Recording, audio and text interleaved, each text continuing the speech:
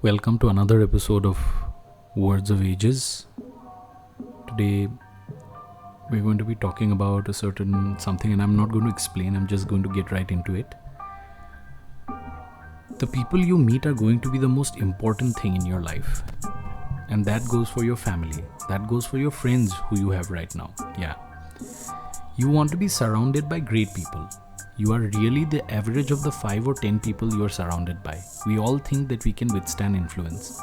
We can take good habits, which are hard to come by. But what's even harder to come by are people that have good habits that you can be around.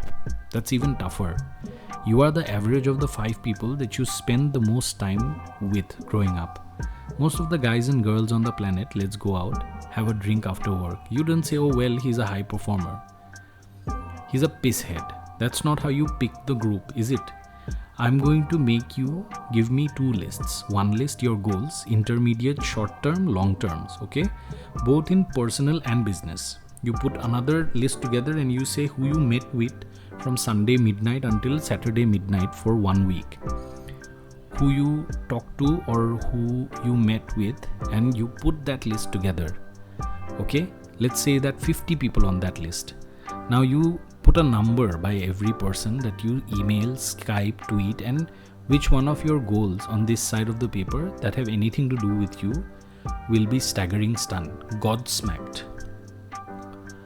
Show me your friends and I'll show you your future.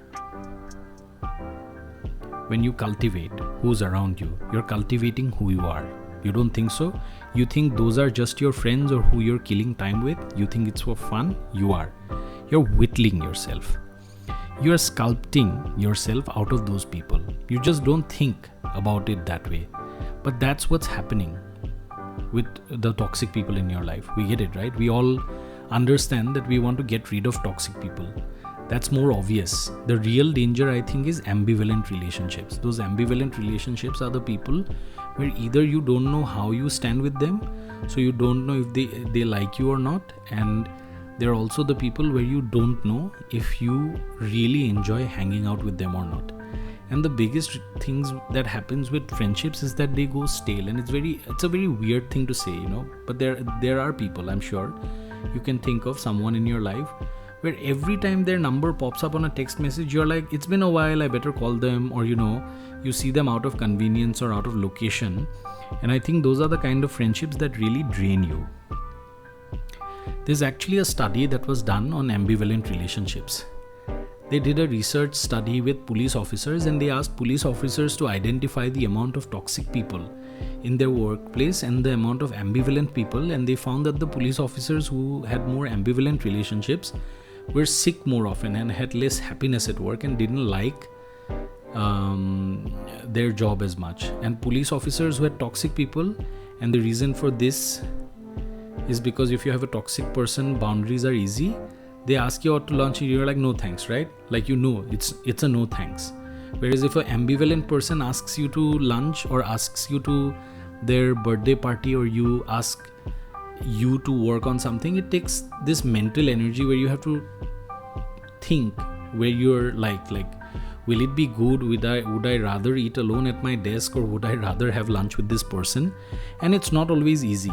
That's an incredible drain on your emotional energy. And if you are an introvert or an amber is someone who's kind of splits between extroversion and introversion, your energy is finite and our mental space is finite. I thought that mental space was sort of endless, right? You could learn forever.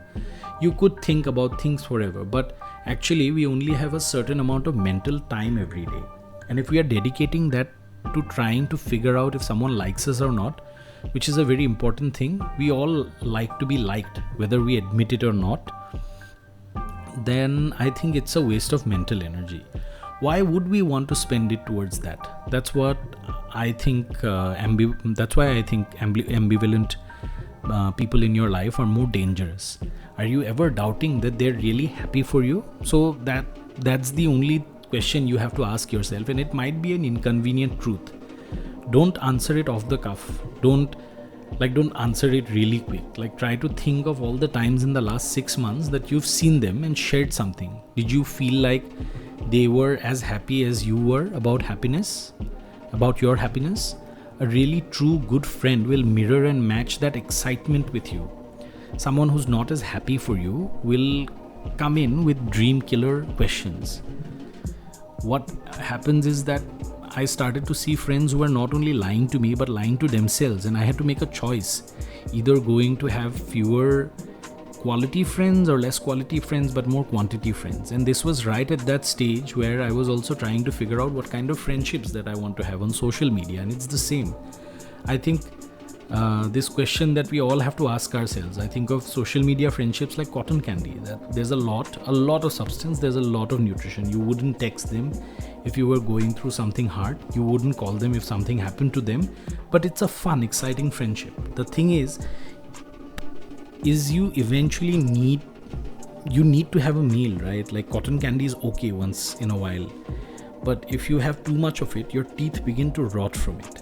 They take from the sugar and they give you a sugar headache. And so I think it's about what are the friends that give you nutrition, and then which of those friends that are kind of the surface ones. And that was the big decision I had to make. You think, oh, I only hang out with these guys because they live near me, but they're cool, we just play video games, they're not like my real influences.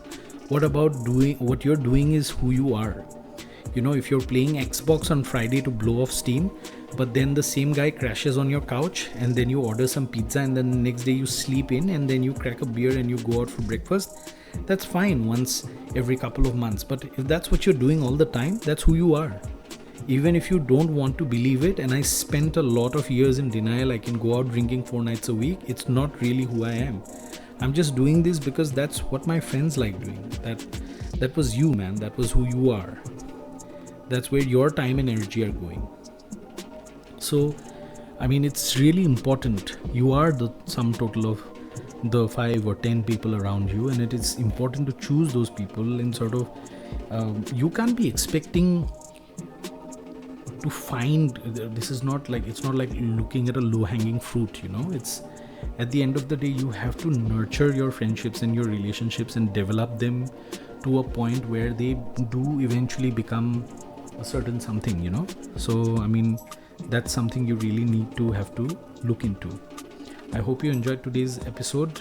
I would really request you to drop a comment if you think you've taken something back, and if you have something to add to this narrative. Please do like, share and subscribe the video. Be sure to press the bell icon if you haven't. Do double check that, because that really helps us grow the channel, and growing the channel means we can do this more often.